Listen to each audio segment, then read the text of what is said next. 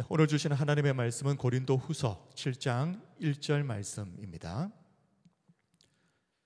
우리 고린도후서 7장 1절 말씀 함께 한 목소리로 하나님의 말씀 봉독합니다. 시작.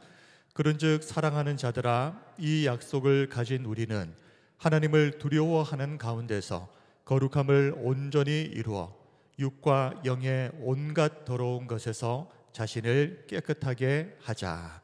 아멘. 기독교 교리 8번째 시간입니다. 오늘은 성화와 영적 전쟁, 이 두 주제를 살펴보도록 하겠습니다. 지난 시간에 우리가 구원과 확신에 대해서 살펴보았습니다. 오늘은 그 이후의 단계입니다. 성화, 그리고 성화와 함께 이어지는 영적 전쟁. 우리가 성화와 영적 전쟁을 함께 다루어야 하는 이유가 있습니다. 우리가 성화의 과정을 밟을 때, 우리가 성화의 삶을 살려고 노력하면 노력할수록 사단은 더 집요하게 우리를 공격할 것이고, 그러면 우리의 영적 전쟁은 우리의 성화와 맞물려서 더 치열해질 수밖에 없기 때문입니다.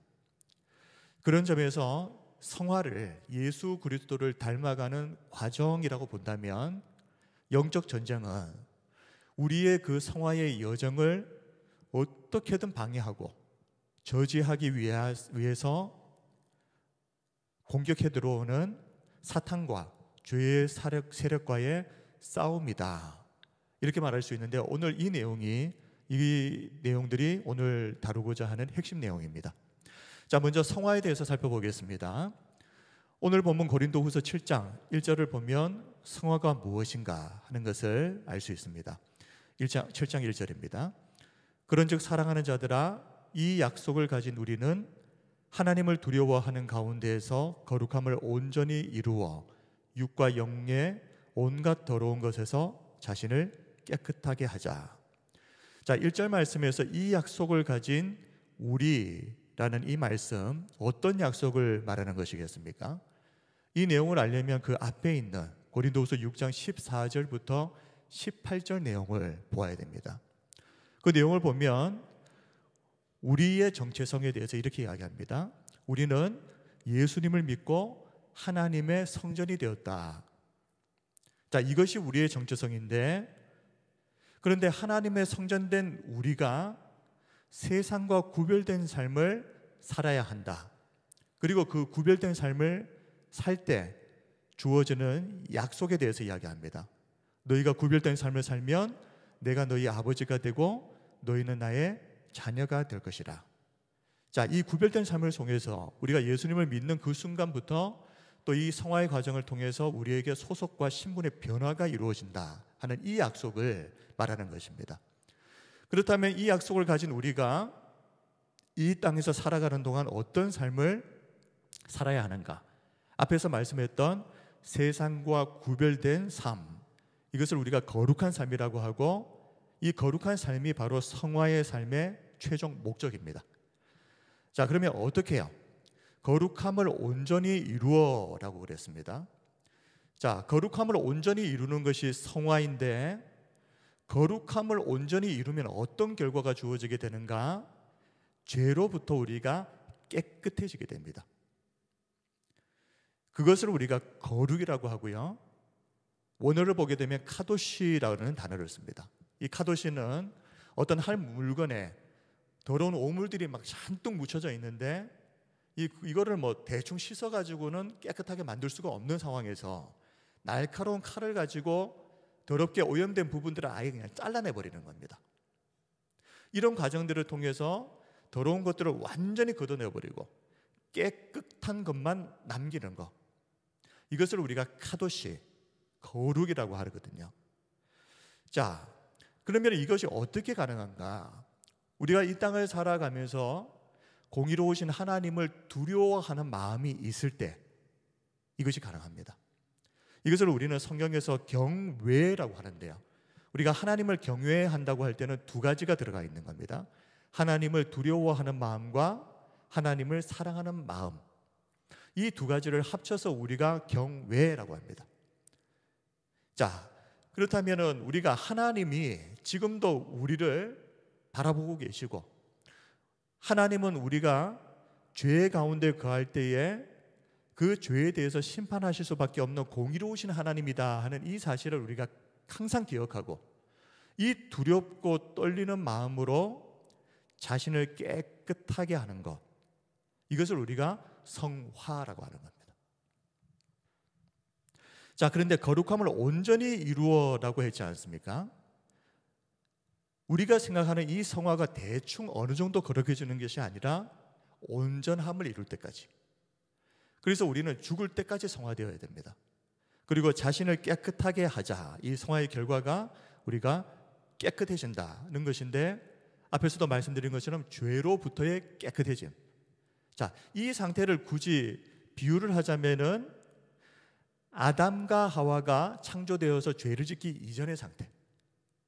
그러니 하나님께서 인간을 창조하시고 보시기에 너무너무 좋았다, 하나님께서 그렇게 감탄하시고 기뻐하셨을 때에 인간이 그 상태의 원형을 회복하는 것. 그래서 우리는 죄로 인해서 더러워지고 왜곡되어지고 깨어져 버린 인간이, 형상이 하나님이 처음 인간을 만드셨을 때 그 좋았던 상태로, 죄 없이 깨끗했던 그 상태로 다시 그 원형을 회복해 가는 과정을 우리가 성화라고 한다. 그래서 고린도후서 7장 1절 말씀을 보면 이 성화에 관한 전반적인 내용들이 다 나와 있기 때문에 오늘 본문으로 이렇게 삼은 것입니다. 자, 그런데 이 성화는 우리를 구원하셔서 자녀를 삼으신 하나님의 우리를 향한 뜻이라 그랬습니다. 데살로니가전서 4장 3절, 하나님의 뜻은 이것이니, 하나님의 뜻이 무엇입니까? 너희의 거룩함이라. 그리고 성화의 정의를 앞에서도 잠시 언급을 했지만, 자, 성화를 뭐라고 정의를 해야 될까? 성화는 닮아가는 것입니다. 근데 닮아가는 그 목표가 바로 하나님의 자녀이기 때문에 아버지이신 하나님을 닮는 것이 당연한 것입니다. 하나님 자녀라고 하는 신분만 주어지는 것이 아니라 우리의 삶 가운데 하나님 자녀 같은 모습이 드러나는 것, 하나님을 닮아가는 것이죠. 그리고 조금 더 구체적으로는 예수님을 점점 닮아가는 것을 우리가 성화라고 정의를 하고, 그리스도인이라고 하는 이 이름 안에도 예수 그리스도를 닮은 사람이라는 뜻이 담겨져 있습니다.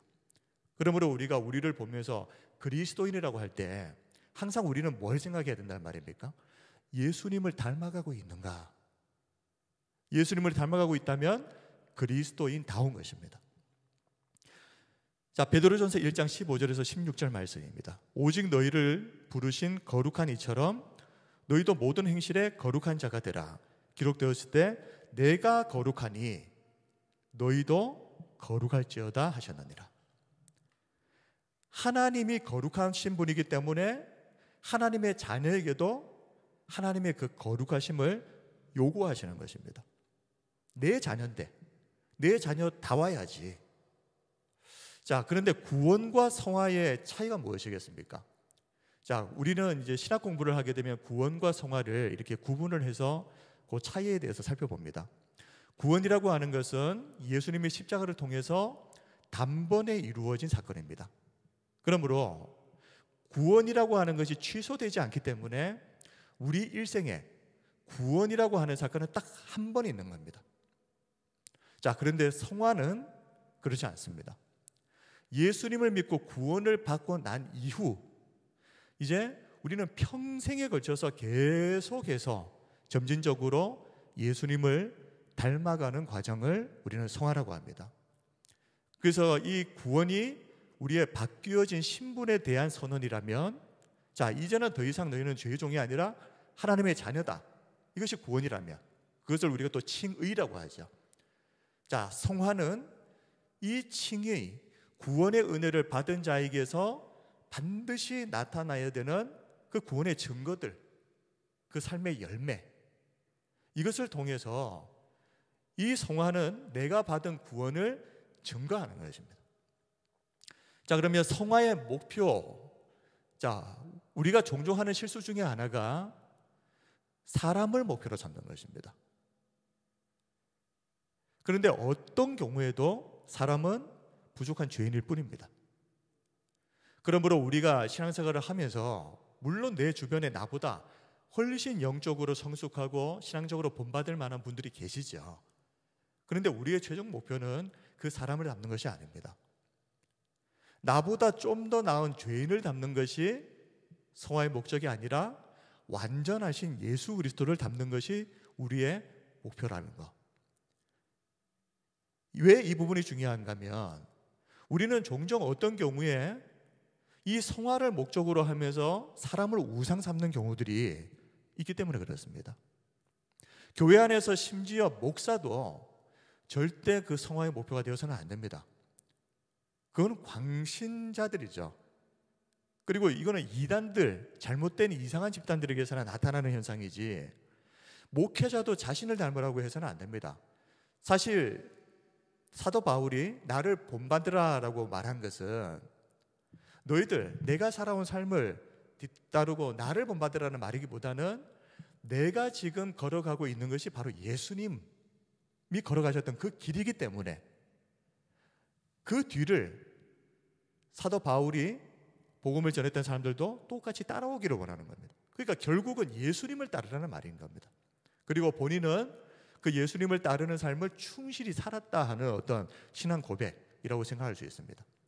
그러므로 이제 교회 안에서 서로를 존중하고 존경하는 것은 필요합니다만은 어떤 경우에도 성화의 목표를 사람에 두지는 마십시오. 그리고 사람을 우상처럼 이렇게 높이지는 마십시오. 다 뒤져서 보면요, 그 사람이 그 사람입니다. 성화의 유일한 목표는 예수 그리스도이시다. 로마서 8장 29절 이렇게 말씀합니다. 하나님이 미리 아신 자들을 또한 그 아들의 형상을 본받게 하기 위하여 미리 정하셨다 그랬습니다. 그 아들의 형상을 본받게 하기 위하여 미리 정하셨으니 이는 그로 많은 형제 중에서 맏아들이 되게 하려 하심이니라. 자, A.W. 토저 목사님은 이런 말을 했습니다. 하나님은 당신을 예수 그리스도처럼 만드시기 위해 지금도 일하고 계신다. 하나님이 지금 가장 열심히 우리를 위해서 행하시는 일 중 하나가 뭐냐면 우리가 성화할 수 있도록, 예수님을 닮을 수 있도록 끊임없이 하나님은 지금도 역사하고 계시는 것입니다. 우리가 예배를 드리고 있는 이 시간도 우리가 예수님을 더 닮아갈 수 있도록 하나님이 역사하시는 시간입니다. 그러므로 이 시간이 끝나고 나서 우리의 결론은 예수님이 되어야 되는 겁니다. 앞에서 설교하는 목사가 됐어도 안 됩니다. 예수님.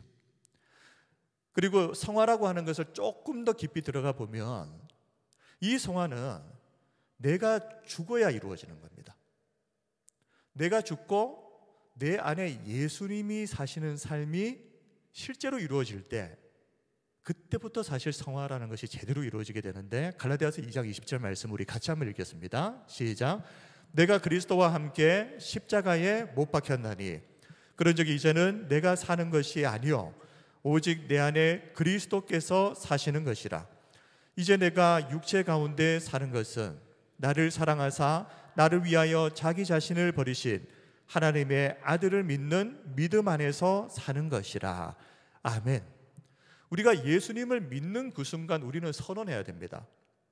이전에 죄된 나는 죽었다 하는 것입니다. 그리고 이제는 내 안에 예수 그리스도께서 사시는 삶, 그 삶을 살겠다고 결심을 해야 되는데 이 결심을 통해서 사실 성화가 시작되는 것입니다. 옛 자아가 여전히 살아있으면서 내 힘, 내 노력으로 성화를 이루어 보겠다, 그래서 계속 실패하는 거 아니겠습니까? 나에게 소망이 없다는 것을 인정을 해버려야 됩니다. 나에게는 거룩해질 수 있는 가능성이 없다는 것을 100% 인정을 해야 되는 겁니다. 그때 내가 내 자신을 죽일 수 있습니다. 그러면 내 안에 예수님이 사시는 삶을, 갈라디아서 2장 20절이 실제로 내 가운데 이루어지는 삶을 살 수 있다. 거기서부터 성화가 된다. 그리고 로마서 6장 11절 이와 같이 너희도 너희 자신을 죄에 대하여는 어떻게 해요? 죽은 자, 그리스도 예수 안에서 하나님께 대하여는 살아있는 자로 여길지어다. 자, 성화의 완성에 대해서 우리가 성화의 완성을 영화, glorification이라고 합니다. 이 영화, 우리가 변화산상에서 예수님이 신령한 몸으로 변화되신 그 모습을 보면서 베드로가 너무너무 감격해서 여기에다가 초막셋을 짓고 그냥 영원히 여기서 살았으면 좋겠습니다. 베드로가 보았던 그 예수님의 영화롭게 변화된 몸, 그런데 이 영화는 그렇게 몸만 변화가 아니라 정말 우리가 예수님을 거의 완벽하게 닮은 그리스도인으로 성장하는 것, 이것은 언제 가능하겠습니까? 죽어서 하나님 나라에 가야 되는 것이겠죠. 자, 성화가 중요한 이유가 무엇인가? 앞에서도 말씀드렸습니다마는 구원이라고 하는 것, 구원은 우리의 신분이 바뀐 것이라고 그랬습니다. 죄의 종의 신분에서 하나님의 자녀의 신분으로 바뀐 것. 그런데 그것이 정말 사실이라고 하는 것에 대한 증거가 있어야 됩니다. 그래서 예수님께서도 나더러 주여 주여 하는 자마다 다 천국에 있을 것이 아니라 말씀하셨습니다. 그러므로 구원은 그냥 말 한마디 잘했다고 해서, 신앙 고백을 한번 잘했다고 해서 이루어지는 것이 아니라 정말 구원을 받은 사람이라면 분명히 그 구원이 사실이라는 것을 증명할 수 있는 열매가 따르게 됩니다. 열매를 보고 나무를 안다라고 예수님께서 말씀을 하셨죠. 그런데 이 말씀을 잘못 이해를 해서 열매가 나무를 규정한다라고 이해를 하시면 안 됩니다. 그것이 아니라 나무가 있고 이 나무가 진짜 사과나무라면 이 사과나무에서는 반드시 사과라고 하는 열매가 맺힌다는 것이죠. 만약에 열매가 나무를 규정한다라고 이렇게 잘못 이해를 해버리게 되면 어떻게 되는가 하면 이게 행위구원이 되는 겁니다. 내 행동, 내 삶을 통해 가지고 구원을 받았느냐 받지 않았느냐 그거를 결정짓는 것이 아니라 이것은 내가 정말 구원받았다라고 하는 것을 보여주는 증거로서 가치를 가집니다. 성화가 그래서 중요하다는 것입니다. 자, 예수님을 닮는다는 것을 가장 잘 보여주는 것이 무엇일까? 성경에는 여러 가지가 나오지만 그 중에 그냥 한 가지만 꼽으라 그러면 갈라디아서 5장 22절에서 23절에 나오는 성령의 9가지 열매입니다. 자, 이 9가지 열매를 보시면 오직 성령의 열매는 사랑과 희락과 화평과 오래 참음과 자비와 양성과 충성과 온유와 절제니 이 같은 것을 금지할 법이 없느니라. 자, 왜 이 성령의 9가지 열매를 예수님을 닮는 것에 가장 가까운 것이라고 말씀드리는가 하면 이 열매가 바로 예수님의 성품을 대표적으로 보여주는 것이기 때문에 그렇습니다. 그래서 우리에게 성령의 9가지 열매를 맺어라 하는 것은 예수님의 그 성품에 대한 열매들이 우리에게서 나타나야 된다. 그래서 그 성품이 무엇입니까? 예수님이거든요. 그래서 우리에게 예수님 닮는다는 것은 예수님을 닮은 구석이 있어야 되는데 그게 바로 이 9가지 열매에서 나타난다. 그러므로 우리 자신들을 한번 보시면 되는 겁니다. 나는 예수님을 정말 닮은 사람인가? 이 9가지를 보시면 되는 겁니다. 난 사랑이 있는지, 그리고 나는 희락이 있는지. 희락이라고 하는 것은 기쁨인데 상황을 넘어서는 기쁨입니다. 그러니까 좋은 일이 있으면 기쁘고 조금만 안 좋은 일이 있으면 그냥 무너져 버리고 이런 것이 아니라 상황을 넘어서 버릴 정도의 감당 못할 기쁨, 그 기쁨이 있는지, 화평한 관계를 이루고 있는지, 그리고 오래 참고 있는지, 자비와 양성과 충성, 온유와 절제하는 마음이 있는지, 이 9가지 열매가 우리 가운데서 잘 나타나고 있다면, 다른 말로 하면 우리가 그만큼 예수님 지금 닮아가고 있다. 자, 성화에 대해서는 소극적인 성화가 있고 적극적인 성화가 있습니다. 우리가 주일 성수를 이야기할 때 소극적인 주일 성수를 예전에 너무 많이 강조를 했습니다. 이 소극적인 주일 성수라고 하는 것은 안 하는 겁니다. 돈 쓰지 않는 거, 오락하지 않는 거, 뭐 안 하는 거. 근데 적극적인 주일 성수는 무엇이겠습니까? 예수님께서 말씀하셨죠. 안식일에 병자를 찾아가서 돕고 힘들고 어려운 사람들을 신방하고 돌아보는 거, 이것이 적극적인 주일 성수입니다. 근데 성화도 마찬가지인데요, 소극적인 성화는 그냥 죄를 안 짓는 거에 중점을 맞추는 겁니다. 근데 적극적인 것은 예수님을 닮아가기 위해서 해야 할 것들을 찾아서 하는 겁니다. 그러므로 우리가 소극적인 성화에 머무는 것은 바르지 않습니다. 그저 죄 안 짓는 선에서 머물러 버릴 수 있기 때문에.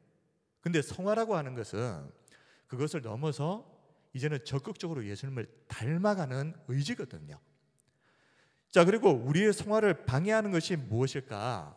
세 가지만 살펴본다면 첫 번째로 육체의 정욕입니다. 로마서 8장 5절에서 8절 말씀입니다. 육신을 따르는 자는 육신의 일을, 영을 따르는 자는 영의 일을 생각하나니 육신의 생각은 사망이요 영의 생각은 생명과 평안이니라. 육신의 생각은 하나님과 원수가 되나니 이는 하나님의 법에 굴복하지 아니할 뿐 아니라 할 수도 없습니다. 육신에 있는 자들은 하나님을 기쁘시게 할 수 없느니라. 자, 육신을 따르는 자, 육신의 정욕을 중요하게 생각하는 사람은 항상 육신의 일만 생각합니다. 그런데 영을 따르는 자들은 영의 일을 생각한다. 이게 무슨 말이죠? 관심사가 다르다 이 말이죠. 육체의 정욕이 인생의 중요한 목적이 되어 있는 사람은 절대 그 마음과 함께 하나님의 영적인 것들을 동시에 추구할 수가 없습니다. 그러므로 둘 중에 하나인 것이지 이것도 추구하고 이것도 추구하고 이것은 애초부터 불가능한 것입니다. 그러므로 육체의 정욕이 우리의 성화를 방해하고 있다. 그리고 세상의 가치관 두 번째입니다. 요한일서 2장 15절에서 17절 말씀, 이 세상이나 세상에 있는 것들을 사랑하지 말라. 누구든지 세상을 사랑하면 아버지의 사랑이 그 안에 있지 아니하니 이는 세상에 있는 모든 것이 육신의 정욕과 안목의 정욕과 이생의 자랑이니 다 아버지께로부터 온 것이 아니요 세상으로부터 온 것이라. 이 세상도 그 정욕도 지나가되 오직 하나님의 뜻을 행하는 자는 영원히 거하느니라. 자, 이 말씀을 보면 세상의 것들, 세상의 가치관들, 이 세상이나 세상에 있는 것들을 사랑하지 말라라고 하는 말은 사랑하면 무조건 우리가 딱 떠올라야 되는 단어가 우상입니다. 우리가 우상을 어떻게 정의를 했습니까? 하나님보다 더 사랑하는 모든 것, 그것이 심지어 자녀일지라도 아내일지라도 남편일지라도 하나님보다 더 사랑하는 순간 그것은 우상이 되는데, 여기서 이 세상이나 세상에 있는 것들을 사랑하지 말라라고 하는 것은 하나님보다 더 사랑한다 이 말입니다. 이게 더 중요하다는 것입니다. 그래서 우상으로 삼아버린 것. 그런데 그렇게 되면 어떻게 되는가? 이 출처가 아버지로부터 온 것이 아니라 세상으로부터 온 것인데 세상으로부터 온 것의 특징이 있습니다. 17절 보면 이 세상도 그 정욕도 지나간다. 잠시 있다가 없어진단 말입니다. 당장 보기에는 너무너무 좋아 보이는데 그런데 결국에는 없어져 버리는 것. 그런데 하나님께로부터 온 것의 특징이 무엇입니까? 영원하다는 것입니다. 오직 하나님의 뜻을 행하는 자는 영원히 거하느니라. 그러므로 우리가 세상의 가치관을 따르고 세상의 것을 추구한다는 것은 결론적으로 보게 되면 언젠가 없어질 것들을 추구하면서 사는 것, 그런 것들이 인생의 목적이 되어버리면 결코 영원한 것을 따르는 성화의 삶은 가능하지 않다. 그리고 우리의 성화를 방해하는 것 세 번째, 마귀의 관계라고 에베소서 6장 11절에 이렇게 말씀합니다. 마귀의 관계를 능히 대적하기 위하여 하나님의 전신갑주를 입으라. 자, 관계라고 하는 말 우리가 다 아시죠? 아주 교활하고 교묘하게 속이는 것입니다. 그러니까 우리는 속는 줄도 모르고 속습니다. 그만큼 마귀는 관계에 능한 자입니다.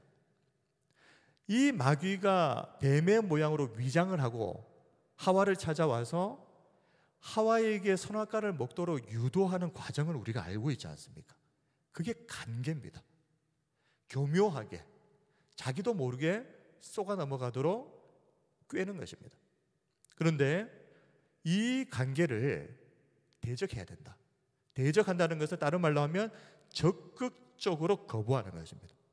저항하는 것입니다. 자, 그러면 이제 두 번째 주제 영적 전쟁으로 넘어갈 텐데요. 지금까지 성화에 대해서 살펴보았고 앞에서도 처음에 언급했던 것과 같이 성화의 삶에는 반드시 필연적으로 영적 전쟁이 따라온다. 그래서 오늘 이 두 주제를 같이 다룬다고 말씀드렸습니다. 우리가 성화의 삶을 살려고 하면 할수록 영적인 전쟁은 더 치열해질 것입니다. 자, 영적 전쟁을 위해서 먼저 우리가 누구와 싸워야 되는지, 그 싸움의 대상을 정확하게 알아야 된다. 그 말씀이 에베소서 6장 12절입니다. 우리의 씨름은 혈과 육을 상대하는 것이 아니요. 혈과 육이라고 하는 것은 우리의 눈에 보이는 것들, 사람. 자, 이것은 우리의 싸움의 대상이 아니다 그랬습니다. 그러면 어떤 것들이 우리의 싸움의 대상입니까? 통치자들과 권세들과 이 어둠의 세상 주관자들과 하늘에 있는 악한 영들을 상대함이라. 네 가지를 이야기합니다.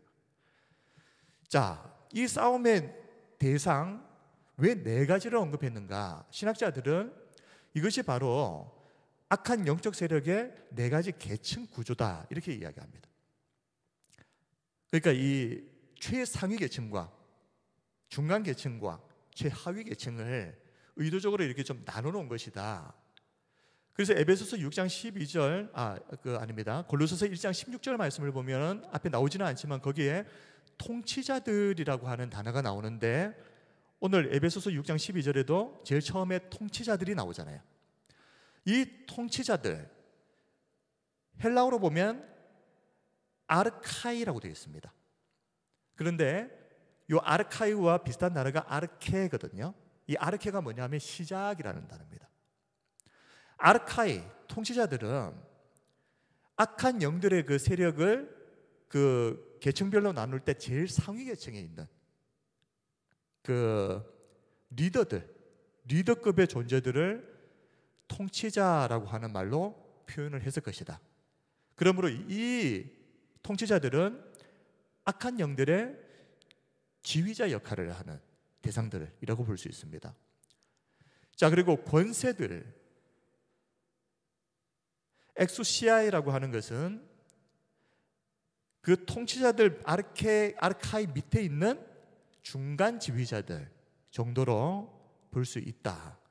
그리고 이 어둠의 세상 주관자들은 이제 세상의 시스템을 위에 통치자들과 권세들의 지휘를 받아서 실제로 이 세상의 그 시스템들, 그러니까 정치, 경제, 문화, 종교 같은 이런 시스템들을 지배하는 악한 세력을 이 어둠의 세상 주관자들, 그리고 마지막으로 하늘에 있는 악의 영들이 뭐겠습니까?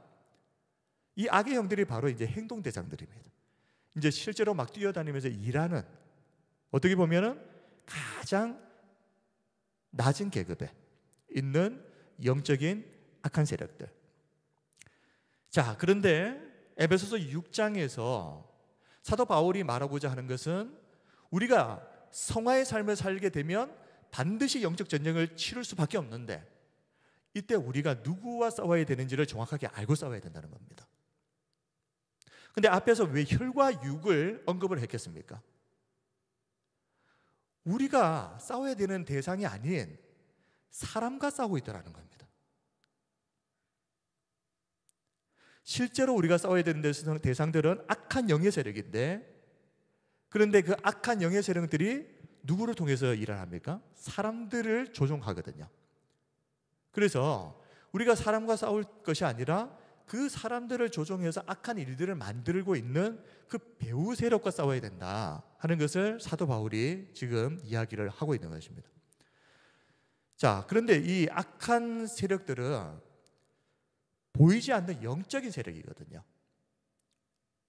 실체가 보이지 않습니다. 근데 우리가 어떻게 분별할 수 있는가? 눈에 보이는 그 결과들을 통해서 지금 악한 영들이 지금 일하고 있구나 하는 것을 우리가 분별을 할 수 있는 겁니다.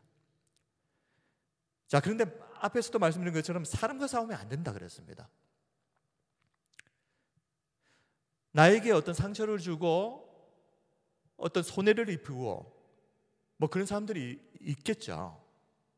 근데 대개 보면 그 배후의 악한 영들의 그 지배를 받는 구조를 갖고 있거든요. 그러므로 설령 그 사람과 다툴 수는 있겠지만 기도를 하면서 그 배후가 무엇인지를 정확하게 우리가 좀 파악을 해봐야 할 필요가 있습니다. 자, 전쟁의 대상이 사람이 아니라, 혈과 육이 아니라 악한 영들이다. 이 대상이 분명해졌다면 이제 그 후에는 무엇을 해야 되는가에 대해서 베드로전서 5장 8절에서 10절에 이렇게 말씀합니다. 근신하라, 깨어라. 너희 대적 마귀가 우는 사자같이 두루다니며 삼킬 자를 찾나니. 지금 이게 영적 전쟁 상태입니다. 한 사람이라도 더 넘어뜨리기 위해서 마치 굶주린 사자가 먹이를 찾아다니듯이 샅샅이 뒤지고 다닌다는 겁니다. 자, 이런 영적 전쟁 상황 가운데서 어떻게 하라고요? 너희는 믿음을 굳건하게 하여 그를 대적하라. 이는 세상에 있는 너희 형제들도 동일한 고난을 당하는 줄을 알미라. 모든 은혜의 하나님 곧 그리스도 안에서 너희를 부르사 자기의 영원한 영광에 들어가게 하신 이가 잠깐 고난을 당한 너희를 친히 온전하게 하시며 굳건하게 하시며 강하게 하시며 터를 견고하게 하시리라. 자, 이 말씀에도 보면은 한 가지가 들어가 있죠. 우리가 이 영적 세력들과 믿음을 굳건하게 해서 적극적으로 저항을 해야 되는데, 근데 이 전쟁을 우리가 하려고만 하면 그 배후에서 우리가 이 전쟁을 성공적으로 수행할 수 있도록 모든 것들을 강하게 하시고 우리의 터를 만들어 주시는 분이 하나님이시라는 겁니다. 자, 좀 더 구체적으로 우리가 사단과 악한 영들과 싸우기 위해서 이제 우리가 방어 무기도 있어야 되고 공격 무기도 있어야 될 거 아닙니까? 거기에 대해서 에베소서 6장 11절에 전신갑주를 취하라 라고 말씀을 합니다. 마귀의 관계를 능히 대적하기 위하여 하나님의 전신갑주를 입으라. 자, 이 전신갑주를 입으라고 말씀하시는 이유는 어떤 부분도 적이 공격할 수 있는 틈을 주지 말라는 것입니다. 왜 그렇게 했습니까? 약해진 그 부위로 사탄의 모든 공격이 집중되기 때문에 그렇습니다. 열왕기상 22장에 북이스라엘의 왕이었던 아합 왕이 남이스라엘의 요사밧 왕과 동맹을 맺고 아람 나라와 전쟁을 일으켰습니다. 그런데 그때 이 아합이 아주 교묘하게 요사밧 왕에게는 그 왕의 복장을 그대로 하고 가시오. 나는 일반 평 군인들처럼 변장을 해서 나가겠다. 자, 그래도 이제 그 갑옷을 아주 꽁꽁 챙겨 입지 않았겠습니까? 그런데요, 아람 군대의 한 군인이 무심코 화살을 하나 쏘았는데 갑옷과 갑옷 사이에 솔기를 뚫고 들어와서 아왕이 화살에 맞아서 죽어버립니다. 아무리 꽁꽁 싸매도 약한 부위가 하나만 있어도 그 부위에 화살 하나가 맞아버리면 끝나는 것입니다. 근데 사단이 우는 사자와 같이 두루다니면서 뭘 찾고 있다는 겁니까? 성도들의 그 약한 부위를 찾는 겁니다. 공격해서 파고 들어갈 수 있는 그 약한 부위. 사람들마다 어떤 부분에 있어서는 강점이 있습니다. 근데 어떤 부분에 있어서는 치명적인 약한 부위가 있거든요. 근데 이 부위를 그냥 방치해 두면 안 되는 이유가 사탄은 귀신같이 그것을 알고 그 부위를 집중적으로 공격합니다. 그러므로 전신갑주를 취하라고 말씀하시는 이유는 우리 안에 사탄이 공격할 수 있는 약한 부위를 하나도 남겨놓지 말고 철저하게 다 방비를 하라는 겁니다. 그래서 에베소서 6장 14절에서 18절 그런즉 서서 진리로 너희 허리띠를 띠고, 첫 번째 허리띠, 의의 호심경을 붙이고 평안의 복음이 준비한 것으로 신을 신고 모든 것 위에 믿음의 방패를 가지고 이로써 능히 악한 자의 모든 불화살을 소멸하고 구원의 투구와 성령의 검 곧 하나님의 말씀을 가지라. 모든 기도와 간구를 하되 항상 성령 안에서 기도하고 이를 위하여 깨어 구하기를 항상 힘쓰며 여러 성도를 위하여 구하라. 진리의 허리띠. 자, 이 6가지 전신갑주를 정확하게 오늘 자세하게 살펴볼 시간은 없습니다. 그냥 대략적으로 살펴보면 진리의 허리띠를 띠라는 것은 영적 긴장감을 항상 가지고 항상 준비태세를 갖추고 있어라. 그리고 이 진리의 허리띠는 그때 당시에 무기들을 고정시키는 도구이기도 합니다. 자, 그리고 의의 호심경을 붙이라는 것은 심장 주요 장기들, 그러니까 이거는 한 번 맞으면 크게 치명상을 입는 부분들, 그 부분들을 보호할 수 있는 흉갑을 딱 붙이라는 말이거든요. 우리에게 있어서 그리스도인에게 가장 치명적으로 상처를 입을 수 있는 부분이 무엇이겠습니까? 구원이겠죠. 다시 말하면 구원의 확신. 왜 이 말씀을 드리냐 하면 사람이 공로주의에 빠져버리는 순간 그 부분이 약점이 되는 겁니다. 우리의 구원은 예수 그리스도로 말미암는 의의 기초를 둬야 됩니다. 그래서 말씀을 보면 의의 호심경, 여기서 의라고 하는 것은 사람의 의가 아니라 그리스도의 의, 이것을 가지고 사탄이 악한 영들이 우리를 공격할 때 치명적인 부상을 피하기 위해서 이 그리스도의 의로 무장을 하라. 세 번째, 평안의 복음이 준비한 신발. 자, 거친 전장에서 민첩하게 움직이려면 군화가 필요하겠죠. 자, 평안의 복음이라 그랬습니다. 어떤 싸움을 할 때 평정심을 잃어버리게 되면 백전백패입니다. 이 평안이라고 하는 것은 견고한 복음에 대한 확신 위에 세워져 있는, 그래서 어떤 상황에 따라서 이리 바뀌었다고 저리 바뀌었다고 흔들리지 않는 그런 견고한 평안, 복음의 기초를 둔 이것을 가지고 있어야 된다는 것이고, 믿음의 방패. 자, 모든 것 위에, 앞에서 언급했던 그 모든 것 위에 믿음의 방패가 있어야 되는데, 자, 방어무기죠. 방어무기. 마귀가 우리의 약한 부위를 집중적으로 공격할 때 여기 보면은 불화살이라고 나와 있는데요, 이 불화살을 막아낼 수 있는 이 믿음이라고 하는 방패가 있어야 된다. 자, 우리가 베드로가 예수님이 물 위를 걸어오실 때 예수님을 향해서 잠시 몇 걸음 걷지 않습니까? 근데 나중에 어떻게 됩니까? 주변에 바람 소리와 눈앞에 보이는 파도를 보고 겁을 먹고 물속으로 빠져들어가 버렸을 때 예수님께서 그것을 믿음의 문제라고 이야기하시거든요. 믿음이 작은 자요. 그러므로 믿음의 방패라고 하는 것은 눈에 보이는 것에 의해서 좌우되지 않는, 끝까지 예수님만 바라보는 것, 이 방패를 가지고 있어야 사탄이 어떤 불화살을 가지고 공격을 해도 다 막아낼 수 있다는 것. 그리고 다섯 번째, 구원의 투구. 자, 구원받은 자라고 하는 정체성과 확신, 이것을 분명히 가져야 되는데, 사탄은 끊임없이 우리에게 무엇을 속삭입니까? 너 정말 구원받은 사람이 맞느냐라고 속삭입니다. 근데 그때 우리에게 구원의 투구가 있어야 되고, 마지막으로 유일한 공격 무기, 성령의 검, 곧 하나님의 말씀. 자, 여기서 검이라고 하는 것은 원어를 보게 되면 단검입니다. 뭐 긴 그 장검이 아니라 그냥 이렇게 속전속결로 근접거리에서 막 공격할 수 있는 단검. 자, 그런데 하나님의 말씀이 우리가 악한 영을 대적하는 공격 무기다. 그래서 예수님께서도 광야에서 3번의 시험을 받으실 때 신명기 말씀을 가지고 사탄을 공격을 해서 이기십니다. 자, 이 중에, 이 6가지 중에 하나라도 약해지면 그 부분이 약점이 되어서 사탄이 그것을 집중 공격하게 될 겁니다.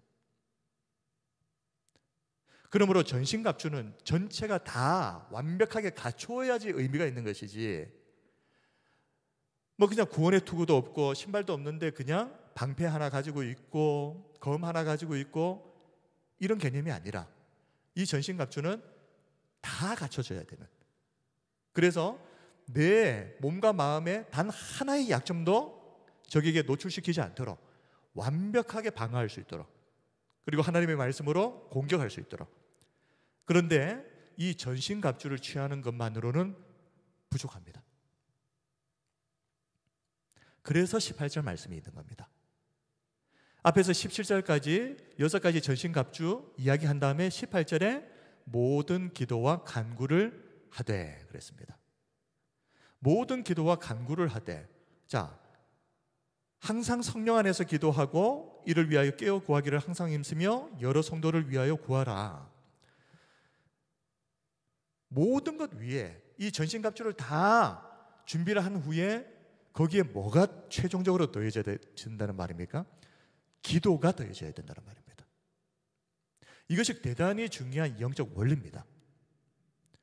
왜 기도가 중요한가? 기도는 전신갑주를 활성화시키는 키와 같은 것입니다. 그러므로 실제로 이것을 이용할 수 있도록 활성화시키는 열쇠라는 말입니다. 자, 이것을 잘 보여주는 것이 뭐냐면 마가복음 9장 28절에서 29절을 보면 한 귀신 들린 아이의 아버지가 예수님의 제자들을 찾아갔는데 이 제자들이 귀신 들린 아이를 쫓아내지 못했죠. 그래서 결국 예수님을 찾아옵니다.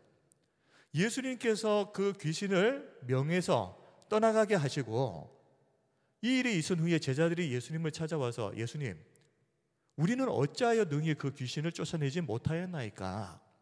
그때 예수님께서 이르시되 기도 외에 다른 것으로는 이런 종류가 나갈 수 없느니라. 기도가 바로 모든 방어 무기와 공격 무기를 최종적으로 활성화시키는 키라는 말입니다. 이게 없으면 작동을 안 한단 말입니다.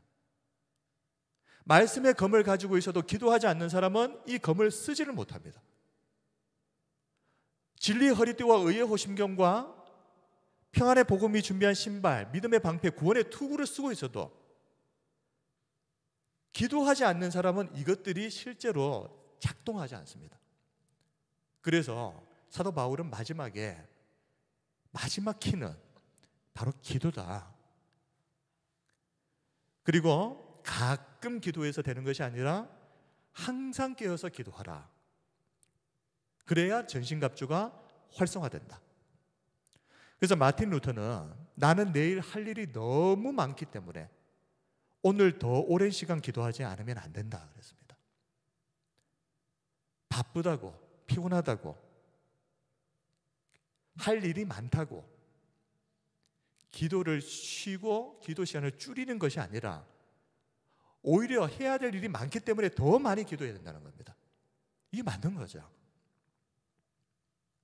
마틴 루터는 기도가 바로 이 모든 것들을 돌파해 나갈 수 있는 키라는 것을 알았기 때문에 그 정신없는 와중에서도 기도 시간을 끝까지 필사적으로 붙잡았던 겁니다. 우리 성도 여러분, 정말 영적 전쟁에서 승리하고 더 이상 사단에게 제압당하지 않는 승리하는 삶을 살려면 전신갑주를 취하고 거기에다가 기도라고 하는 활성화를 시킬 수 있는 키를 갖고 계셔야, 그래야 우리가 영적 전쟁에서 승리하는 삶을 살 수 있다 하는 것을 분명히 말씀드립니다. 그러므로 새벽기도 나오라는 말씀이 아닙니다. 그것이 아니라 우리가 있는 그 자리에서 하루에 기도하는 시간을 꼭 정하십시오. 항상 기도하라 그랬지 않습니까? 모든 기도와 간구를 하되 항상 성령 안에서 기도하고 이를 위하여 깨어 구하기를 항상 힘쓰라 그랬지 않습니까? 그러므로 마귀는 쉬지 않습니다. 사탄은 방학이 없습니다. 끊임없이 삼킬자를 찾아서 다니는데 우리도 그 이런 영적인 그 상황을 우리가 정확하게 꿰뚫어 본다면, 우리가 조금만 방심하면 우리의 약한 부위를 귀신같이 알아내고 그 부위를 집중적으로 공격하려고 사탄이 준비하고 있다는 것을 알면 우리는 전신갑주를 취할 뿐만 아니라 그것을 활성화시키기 위해서 항상 기도해야 된다는 것을 우리가 다 인정할 수밖에 없게 될 것입니다. 우리 성도 여러분, 이것은 또 개인의 기도로 끝나서는 안 됩니다. 오늘 이 말씀에서도 항상 힘쓰며 여러 성도를 위하여 구하라.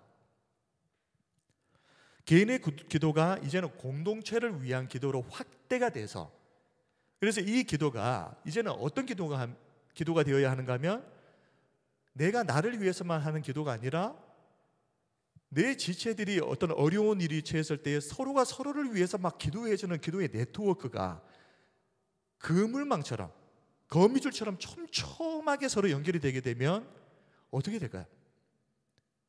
사탄이 틈타지 못하는 시너지 효과가 발생하는 겁니다. 그래서 어떤 문제가 발생한다거나 어떤 어려운 일들이 있을 때 절대 그냥 혼자서 감춰놓고 혼자서 끙끙댈 것이 아니라 그것을 공동체 앞에 내어놓고 같이 기도 제목을 나누고 함께 같이 기도하는 것이 이렇게 중요한 것입니다. 자, 말씀을 정리하겠습니다. 오늘은 구원과 확신, 지난주에 이어서 다음 단계 성화와 영적 전쟁에 대해서 살펴보았습니다. 성화는 믿음으로 구원을 받아서 이제 하나님의 백성이 된 이 세상을 이제 살아가야 될 성도들이 예수님을 더 닮아가는 것, 이것을 우리가 성화라고 하고, 분명한 것은 우리가 이 땅에서 예수님을 닮아가려고 노력하면 노력할수록, 성화의 삶을 살려고 애쓰면 애쓸수록 사탄의 공격은 더 심해질 것이다. 그러므로 말씀대로 살려고 그렇게 노력을 하는데 왜 자꾸만 어려운 일들이 생기는가? 왜 요즘 하는 일마다 문제가 발생하고 왜 뭔가 마음처럼 잘 안 되나? 내가 지금까지 살아오면서 이때처럼 말씀대로 살려고 애쓰고 노력한 적이 없는데 왜 자꾸만 힘든 일들이 더 생기나? 당연한 것입니다. 성화의 삶을 살려고 애쓰면 애쓸수록 사탄의 공격은 더 거세질 수밖에 없습니다. 그러므로 우리가 이런 일들을 보면서 낙심해서 성화를 멈추는 것이 아니라 오히려 지금 내가 지금 바르게 잘 가고 있구나, 더 성화가 되기 위해서 노력하고 애쓰고 힘써야 하는 시점이 바로 이때입니다. 이때가 오히려 더 믿음 위에 굳세게 서야 하는 기회다 하는 것을 우리가 잊지 말았으면 좋겠습니다. 이럴 때일수록 더욱 하나님의 전신갑주를 제대로 갖춰 입고, 그리고 매일매일 기도하면서 기도를 통해서 전신갑주를 활성화시키는 삶을 살아야 됩니다. 그래서 사탄에게 우리의 약점을 파고들 틈을 주지 말아야 됩니다. 왜냐하면 그 한 번의 공격에 치명적인 상처가 입을 수도 있기 때문에. 사탄은 지금 이 순간에도 그 약해진 틈을 찾아서 다니고 있다는 사실을 우리가 꼭 기억하고, 우리가 진리의 허리띠를 꽉 동여매고 절대 영적 긴장감을 늦추지 맙시다. 그리고 이 땅에서의 삶은 아이고 이렇게 어떻게 내가 평생을 사나, 아니 어떻게 사람이 매일 영적으로 긴장하고 어떻게 그렇게 사나. 그런데 그 삶이라고 하는 것이 잠깐입니다. 금방 지나갑니다. 그리고 우리가 믿음의 삶을 살기 위해서, 성화의 삶을 살기 위해서 겪게 되는 고난은 하나님의 말씀에 따르면 앞으로 우리가 하나님으로부터 받을 상에 비하면 아무것도 아닌 경한 것이라, 이렇게 말씀합니다. 고린도후서 4장 17절 18절 말씀을 마지막으로 같이 읽겠습니다. 우리가 잠시 받는 환난에 경한 것이 지극히 크고 영원한 영광에 중한 것을 우리에게 이루게 함이니, 우리가 주목하는 것은 보이는 것이 아니요 보이지 않는 것이니, 보이는 것은 잠깐이요 보이지 않는 것은 영원함이라. 아멘. 우리 성도 여러분, 오늘 또 이 시간을 통해서 다시 한번 우리가 영적 긴장감을 다시 재확인하고, 그리고 의의 진리의 허리띠를 동여매고, 혹시라도 내 영적인 부분에 약점이 없는지, 사탄이 집중적으로 공격할 정도로 허약해진 부분이 없는지를 잘 한번 점검해 보시고, 그리고 우리가 그렇게 의로운 삶, 성화의 삶을 살기 위해서 이 땅에서 아무리 어떤 고난을 받을지라도 우리가 받는 그 고난보다 훨씬 더 놀라운 하나님의 상급이 기다리고 있다는 것을 우리가 기억하면서 승리했으면 좋겠습니다. 한 주간도 영적 전쟁에서 승리하시고, 또 이 성화의 삶을 통해서 주님을 더욱 닮아가는 저와 우리 성도님들이 다 되시기를 주님의 이름으로 축원드립니다. 이제 우리 함께 기도하겠습니다. 우리 교회가 정말 이 땅에 하나님이 기뻐하시는 교회가 되었으면 좋겠습니다. 우리 모든 성도들이 정말 예수님 더 닮아가기 위해서 날마다 애쓰는 교회, 그리고 영적 전쟁을 피하는 것이 아니라 오히려 진리의 하나님 말씀을 가지고 적극적으로 악한 세력들을 대적해서 승리하는 교회. 그래서 이 교회를 통해서 이 지역의 영적인 판도가 바뀔 수 있습니다. 한 교회가 바르게 서게 될 때 그 지역에 놀라운 영적인 변화가 일어납니다. 우리 창원 삼위교회를 통해서 이 지역에 그런 역사와 기적들이 일어날 수 있도록 기도해 주시고, 그저 세상의 수많은 교회들 중에 하나 숫자 더하는 교회가 아니라 정말 하나님 마음 기쁘시게 하고 반드시 이 땅에 존재해야 되는 의미와 가치가 있는 교회 될 수 있도록, 그리고 우리 성도들 가운데에 믿음의 삶을 살려고 애쓰고 노력하다가 때로는 고난도 당하고 어렵고 힘든 일을 겪고 계시는 성도님들도 있습니다. 우리 성도님들이 낙심하지 않고 오히려 이런 때일수록 우리가 지금 바르게 가고 있다, 더 하나님 앞에 바르게 서기 위해서 믿음 위에 굳세게 서는 기회가 될 수 있도록, 그리고 우리 성도들 또 개인의 기도 제목 가지고 이 시간 우리 함께 기도하면서 나아가도록 하겠습니다. 거룩하신 아버지 하나님, 저희들을 부르셔서 하나님 앞에 서게 하신 하나님 감사합니다.